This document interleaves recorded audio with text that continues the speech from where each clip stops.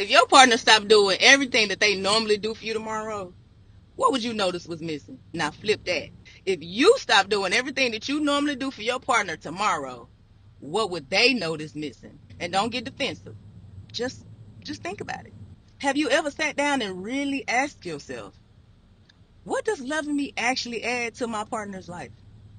Not what you feel for them, not how long y'all been together, okay? Not what you would do if something happened to them. I'm not asking that. I'm asking, what do you actually do that makes their life easier, sweeter, safer, lighter, more peaceful, just more enjoyable, right? Because sometimes we get so comfortable being loved by somebody that we stop paying attention to how we're loving them. And here's another uncomfortable question. If your partner stopped doing everything that they normally do for you tomorrow, what would you notice was missing? The meals, the encouragement, the cleaning, the rides, the planning, the fixing, the emotional support, the gifts. That's the one.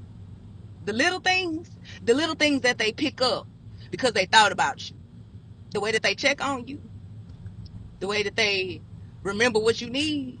Now flip it. If you stop doing everything that you normally do for your partner tomorrow, what would they notice missing? And don't get defensive. Just just think about it. Because some of us have partners who are so independent that we've mistaken their ability to take care of themselves for them not needing anything from us. They work, they pay their own bills, they buy things they need, they handle their responsibilities, and they don't ask you for much. And because they don't need you to survive, you've gotten comfortable letting them take care of themselves while still benefiting from everything that they do for you. Being capable doesn't mean somebody doesn't get tired of always being the capable one. When was the last time you intentionally did something to make their life easier? And I'm not necessarily talking about money. Consideration can be free. If you know they coming home exhausted, do something that makes coming home easier. If they working towards something that's important to them, ask them about it. Learn about it. Celebrate the little progress, not just the finished product of it, right? If you already at the store, grab something that you know they like. If they usually the one driving, offer to drive sometimes. If they always figuring out what y'all doing and what you're doing and making the plans, you make the plans for once.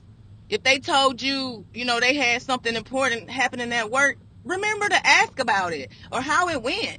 If they excited to show you something, to show you pictures from something that mattered to them, put the phone down and look at the pictures and ask questions.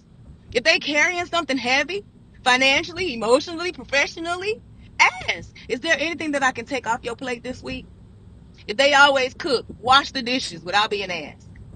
If they always fix things around the house, ask, what can I help you with? Instead of just assuming that it's just their job. If they always handle the problems, if they carry the heavy things, drive, fix stuff, make sure everything get taken care of, and sometimes, do stuff before they have to ask. If they plan the dates, you plan one. If they always initiate affection, initiate it yourself sometimes. If they told you something bothers them, remember it so that they don't have to keep reminding you. If they excited about something that you don't care about, care because they care. You don't have to suddenly become passionate about their hobby or their music or their career or their project or their sport, their makeup or whatever it is, their cars, their business, whatever they into, but you're passionate about them, right? So ask, how's that thing you've been working on? How's that going? And then actually listen to the answer. That's consideration, y'all. And yes, people do need to communicate their needs. Your partner can't read your mind. But there is a difference between communicating your needs and having to manage somebody into caring for you. Because being told what somebody needs and responding to it is one thing. Learning somebody well enough to sometimes notice what they need without even being told is consideration. Okay, and while we're talking about doing things for people, here's another uncomfortable one. Be careful about calling something a gift when you plan on making that person pay for it emotionally later. Don't tell me about a vacation you paid for if every time we argue or y'all argue, you're going to remind them how much money you spent. Don't brag about what you did for their birthday if, you've been throwing it up in their face about how much it cost ever since. Don't voluntarily do something extravagant that you can't completely or comfortably afford and resent your partner because you chose to do it. Because Once generosity becomes ammunition, y'all, a person receiving it gonna start wondering, like, was that actually a gift? Or was that a debt I didn't know I was taking on? And before you start thinking, about everything that your partner don't do for you, check yourself too. Don't just sit through this whole video thinking, my man need to hear this. Don't just sit here thinking, oh, I'm about to send this to my woman because she need to hear this. No, that is not what this video is for.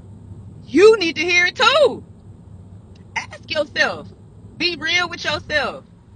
When was the last time I did something for this person simply because I knew it was going to make their day better? When was the last time I considered them without being prompted? When was the last time I made their life easier instead of just benefiting from what they bring into mine? When was the last time I took on an interest in something simply because it mattered to them? Because love isn't only saying, I love you. Love should eventually become visible in your consideration, in your effort, in your consistency, in your curiosity about their life, in your willingness to contribute to their life, right? In your willingness to lighten the load, in the little things that you do, in the little things that you say, in the little things that you remember. Sometimes the biggest relationship wake-up call isn't realizing that somebody doesn't love you. It's realizing they may love you, but you've been carrying most of the load that makes the relationship feel like love. So here's a question I want you to sit with. If your partner stopped pouring into you today, how long would it take you to notice? And an even harder question would be, if you stop pouring into them, would they notice at all? Don't wait until somebody stops pouring into you to realize that you've been drinking from them the entire time.